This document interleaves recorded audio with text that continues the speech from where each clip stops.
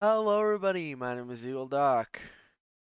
So, I haven't done one of these in a while. I'm going to try and upload them more consistently, and I'm going to try and pre-record and pre-script videos, get them out on time. Today's video is part of my fragrance haul. So, I went to Vaughn's because they were closing, and they had about 50% off on fragrances, 60%-ish. So here are two of them. Let's start off. Well, one is Burberry for Men, and the other, Burberry Touch for Men. Focus, damn it. There we go. So, let's start with Burberry for Men. Created 1995, classic aromatic-fougere.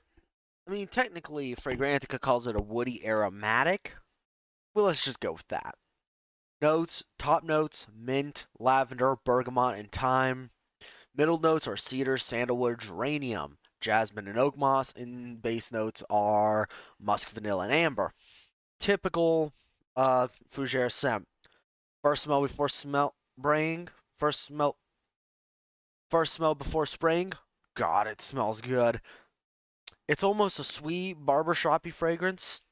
Feel will work for any man looking to be presentable. We try on skin with these fragrances, so let's see. It starts off minty, lavendery. You know what it reminds me of? This almost reminds me of a cheap Y Eau de Toilette cologne called Tahari Aquawave. In a way, mostly from the mint and lavender.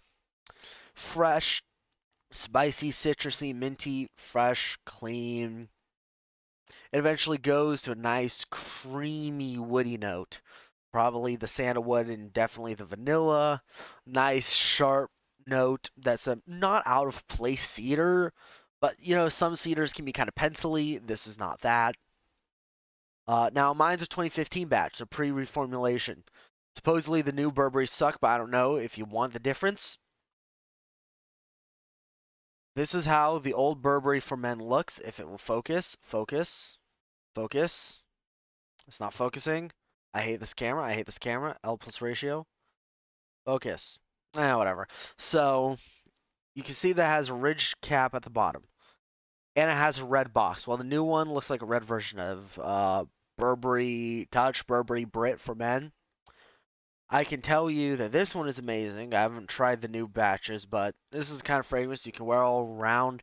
Maybe less in super hot weather. Could easily be worn for nighttime as well as daytime, even for dates if that's your style. It can be worn to the office. It's a very versatile scent. I'd wear this anywhere. I would highly recommend it if you can find an old batch with the ridged cap. It's still not focusing, which is pissing me off. Uh, get it. Now, my Burberry Touch for Men, 2016. Let's check this out. Created in 2000 as a woody floral musk. Top notes: violet leaf, artemisia, and mandarin. White pepper, cedar, and nutmeg make up the middle, while white musk, tonka, and vetiver make up the base.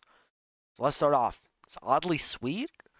Like, I know it has tonka and easily get that, but it's odd just how there it is.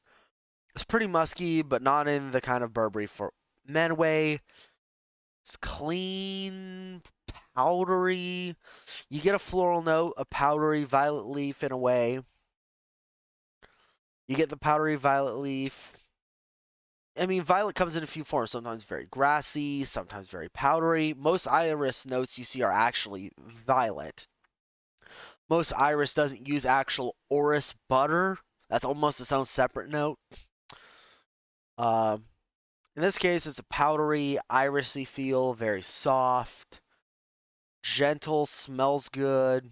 It's a cuddle, something you would spray on and appeal to a lot of people as a very gentle fragrance, very gentle, very loving and caring.